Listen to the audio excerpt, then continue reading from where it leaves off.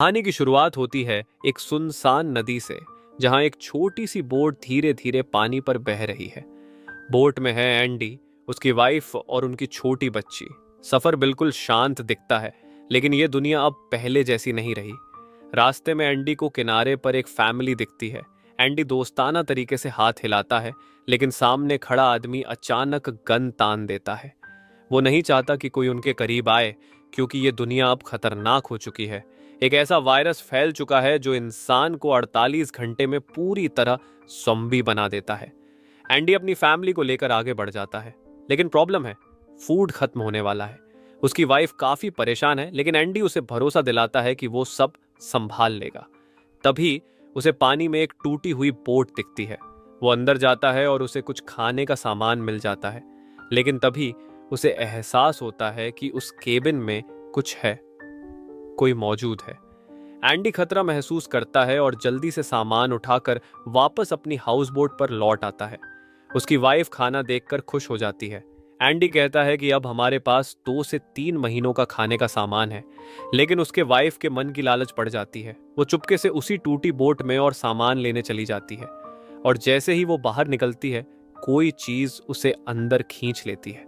जब एंडी उसे देखता है तो उसका पैर पूरी तरह जख्मी होता है। एंडी समझ जाता है कि कुछ बहुत गलत हुआ है। उसकी वाइफ बताती है कि उसे उंगलियों जैसी किसी चीज ने काटा, यानी कि वो कोई ज़ॉम्बी था। एंडी के लिए ये बहुत बड़ा झटका है। एंडी कहता है कि उसके पास 48 घंटे हैं और वो किसी भी हालत में उसे डॉक्टर तक ले जाएगा। उसकी वाइफ मना करती है, लेकिन एंडी उसे खोने के डर से मानने को तैयार नहीं। इसलिए एंडी अपनी हाउस बोट छोड़कर फैमिली के साथ सड़क के रास्ते डॉक्टर ढूंढने निकल जाता है। रास्ते में उन्हें कई छोड़ी हुई गाड़ियां मिलती हैं। एंडी एक कार स्टार्ट कर लेता है और अपनी वाइफ व बेटी को लेकर आगे बढ़ता है, लेकिन थोड़ी ही देर में उसकी वाइफ पर वायरस का असर तेज होने लगता है। वो अब कभी भी ज़ॉम्बी बन सकती है। वह चाहती है कि एंडी उसे कार से उतार दे, ताकि एंडी और उनकी बेटी सुरक्षित रहें। पर एंडी उसे छोड़ने को तैयार नहीं होता। वो उसे समझाकर वापस सीट पर बैठा देता है। जैसे ही वे आगे बढ़ते हैं, अचानक एक ज़ॉम्बी कार के सामने आ जाता है। कार का बैलेंस बिगड़ता है और जोरदार एक्सीडेंट हो जाता है। टक्कर इतनी भयानक होती है कि एक लकड़ी एंडी की वाइफ के पेट के आर पार चली जाती है। एंडी भी घायल होकर बेहोश हो जाता है। जब होश आता है तो वो देखता है कि उसकी वाइफ के शरीर में पूरा इन्फेक्शन फैल चुका है। वो अब पूरी तरह ज़ॉम्बी बन चुकी है। लेकिन आखिरी होश में उसने कार के दरवाजे पर लिखा होता है, सेव हर, यानी अपनी बेटी को बचाना। एंडी अपनी बच्ची को उठाने के लिए पीछे हाथ बढ़ाता है, तभी उसकी वाइफ, अब ज़ॉम्बी, उसका हाथ काट लेती है। एंडी किसी तरह अपनी बेटी को बाहर निकालकर दूर ले जाता है।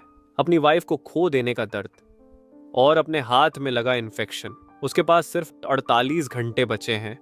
उसे नहीं पता कि इसके बाद उसकी बेटी का ध्यान कौन रखेगा। एंडी 48 घंटे का अलार्म सेट करता है। तभी उसे वही आदमी दिखाई देता है जो उनकी कार के सामने आया था। एंडी उसके पास जाता है और पाता है कि वो आदमी पूरी तरह इन्फेक्टेड है। तभी एक लड़की वहां पहुंचती है, जिसका नाम है थूमी। वो बताती है कि ये इन्फेक्टेड आदमी उसका पिता है। थूमी ने उसके मुंह को कपड़े से बांध रखा है, ताकि वह किसी को काट ना सके। फिर वो अपने हाथ को हल्का सा काटती है, खून पेड़ पर लगा देती है, और उसका इन्फेक्टेड पिता उस खून की तरफ खिंचकर पेड़ को चाटने लगता है। यानी थूमी इसी तरह अपने पिता को दिशा देती है और उसे काबू में रखती है। थूमी जहां जाती है, उसका इन्फेक्टेड पिता उसी दिशा में पीछा करता है। उधर एंडी अपनी बेटी को लेकर आगे बढ़ता है। चलते चलते एक स्ट्रीट लाइट जलती है, जिससे उसे एहसास होता है कि पास में कोई मौजूद है। वो एक पुराना स्कूल होता है। एंडी अंदर जाता है और वहां एक लेडी मिलती है, जो उसके जख्मों पर मरहम लगाती है और कहती है कि वो रात भर स्कूल में रुक सकता है। रात को एंडी बाहर देखता है कि कुछ आदिवासी लोग आग जलाकर इकट्ठा हुए हैं। उनमें एक औरत थूमी थूमी पुकार रही होती है। वो वही औरत है, थूमी की माँ, जो अपनी बेटी को ढूंढ रही है। उधर थूमी को दिखाया जाता है कि उसने अपने इन्फेक्टेड पिता को जमीन में गाड़ कर छुपा रखा है, ताकि कोई उसे देख न ले, क्योंकि आदिवासी लोग हर इन्फेक्टेड इंसान को तुरंत मार देते हैं। थूमी अपने पिता से बेहद प्यार करती है और उसे जिस हालत में वो है, उसी हालत में बचाना चाहती है। अगली सुबह एंडी निकलने की तैयारी करता है। वो ज़्यादा देर रुक नहीं सकता क्योंकि वह खुद इन्फेक्टेड है और जल्द उसकी हालत बिगड़ जाएगी। वो अपनी बेटी को इस लेडी के पास भी नहीं छोड़ सकता क्योंकि लेडी की सेहत बहुत खराब है। जाते वक्त लेडी एंडी को एक फोटो दिखाती है, थूमी और उसके पिता की। वो कहती है कि थूमी अपने पिता से बहुत प्यार करती है। अगर एंडी सच में अपनी बेटी को एक दूसरा मौका देना चाहता है तो उसे चाहिए कि वह थूमी को ढूंढकर अपनी बेटी को उसके हवाले करे पिता की। वो कहती है कि थूमी अपने पिता से बहुत प्यार करती है। अगर एंडी सच में अपनी बेटी को एक दूसरा मौका देना चाहता है तो उसे चाहिए कि वह थूमी को ढूंढकर अपनी बेटी को उसके हवाले कर दे। एंडी स्कूल से निकल पड़ता है। आगे उसे एक गाड़ी दिखाई देती है, लेकिन जैसे ही वो दरवाजा खोलने वाला होता है, अचानक गोलियों की आवाज आती है। वो देखता है कि सामने एक आदमी जमीन पर गिरा हुआ है। असल में वो गोलियां एंडी पर नहीं बल्कि उसके पीछे आ रहे एक ज़ॉम्बी पर चला रहा था। वो आदमी एंडी से कहता है कि गोली की आवाज से बहुत जल्दी और इन्फेक्टेड यहां आ जाएंगे, उसे फौरन यहां से निकालो। वो एक बड़े सिलेंडर के नीचे दबा होता है। एंडी गाड़ी की मदद से सिलेंडर को खींचकर हटाता है और उसे आजाद कर देता है। एंडी और वो आदमी वहां से निकल जाते हैं। वह आदमी, जिसका नाम विक है, उन्हें अपने घर ले आता है जहां उसकी वाइफ भी रहती है। ये घर पूरी तरह सुरक्षित है, ज़ॉम्बीज़ यहां तक नहीं पहुंच पाते। विक एंडी को अपने साथ एक जगह ले जाता है। वहां एंडी देखता है कि बहुत सारे इन्फेक्टेड लोग एक केज के आसपास जमा हैं। विक कहता है कि हमें इन्हें मारना है और दोनों मिलकर उन सभी इन्फेक्टेड का शिकार कर देते हैं। लेकिन जब वे केज के पास पहुंचते हैं, एंडी हैरान रह जाता है। अंदर थूमी बंद है। एंडी पूछता है कि ये क्या है, तो विक कहता है कि बिना चारा डाले मछली नहीं पकड़ी जाती, यानी कि वो जानबूझकर इन्फेक्टेड लोगों को फंसाता है, उन्हें मारता है और उनके पास मौजूद कीमती चीजें जमा करता है ताकि दुनिया दोबारा नॉर्मल होने पर वो अमीर बन सके। एंडी को यह सब बहुत गलत लगता है, लेकिन विक उसे कहता है, थूमी के बारे में मत सोचो, अपनी बेटी के बारे में सोचो। विक ने एक और बूढ़े आदिवासी को भी पिंजरे में कैद किया होता है। दोनों घर वापस आते हैं। रात को एंडी अपनी बेटी को पालने में सुलाकर बाहर जाता है। वो अपनी जान देने की सोच रहा होता है क्योंकि वो इन्फेक्टेड है। तभी विक की वाइफ उसे रोकने आ जाती है।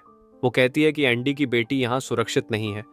वो बताती है कि विक उसका असली हस्बैंड नहीं, विक ने उसके असली पति को मार दिया था।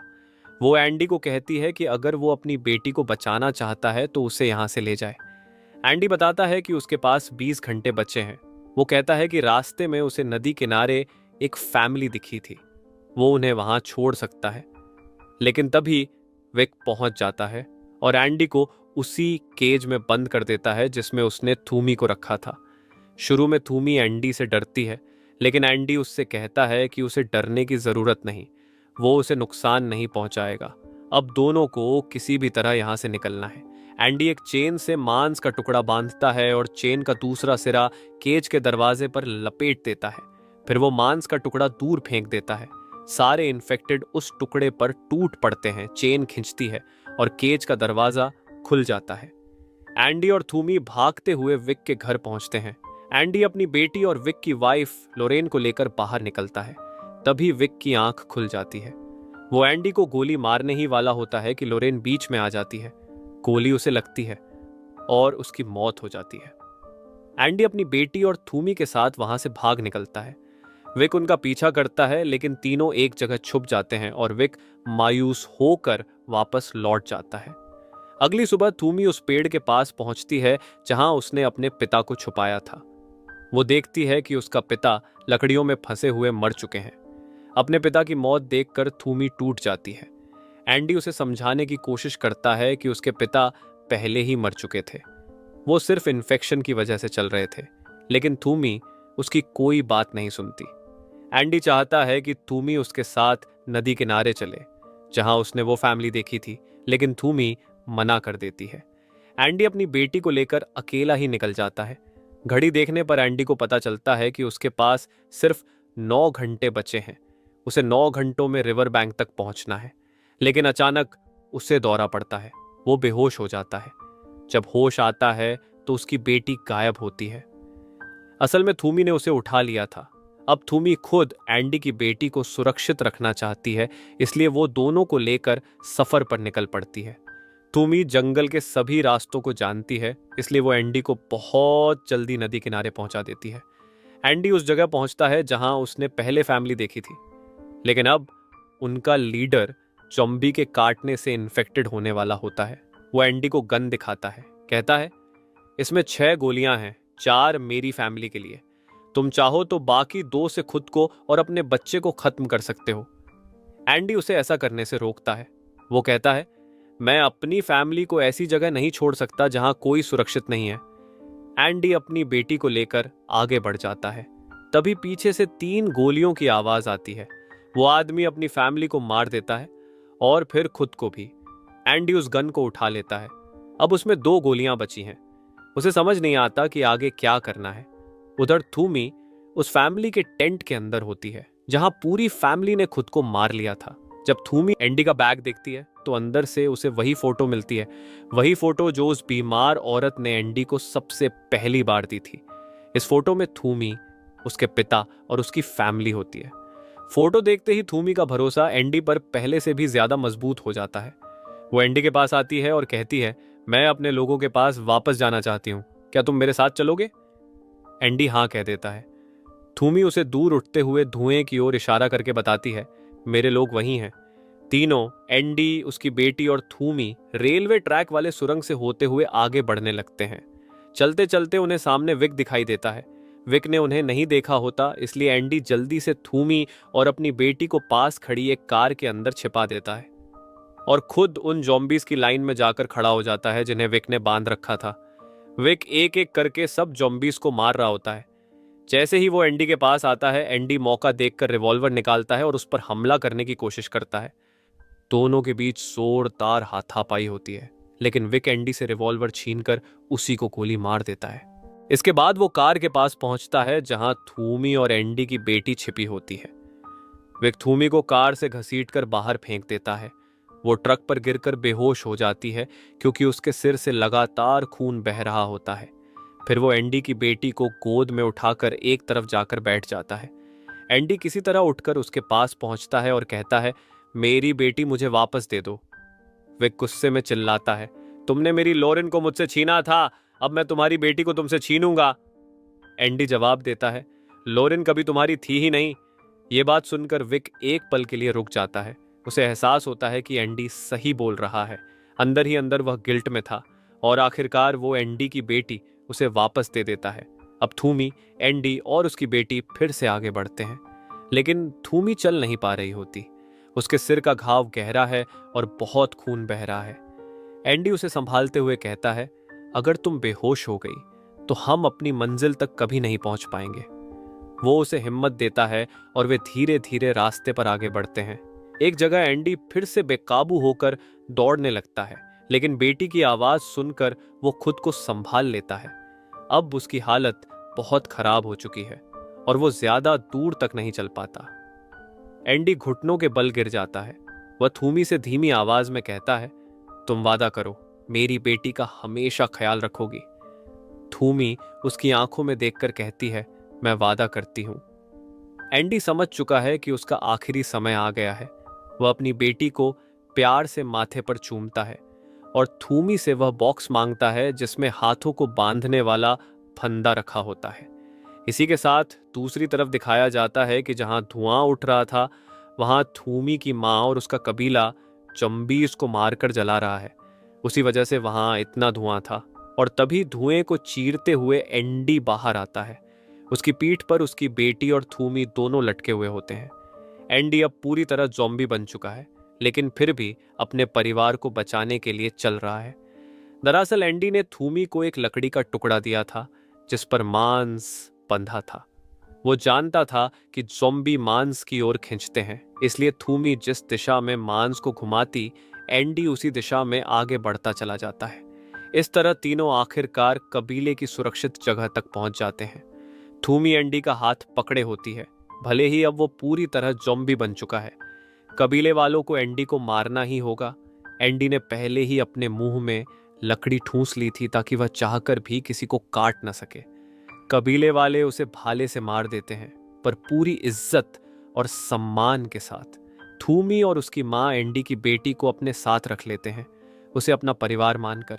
एंडी ने अपनी बेटी के पेट पर उस हॉली चौक से थैंक यू लिखा होता है, जो उन्हीं के कबीले की पवित्र राख थी। अंत में दिखाया जाता है कि एंडी की बेटी को वे लोग कबीले में शामिल कर लेते हैं और एंडी का अंतिम संस्कार भी थूमी के पिता की तरह सम्मान के साथ करते हैं।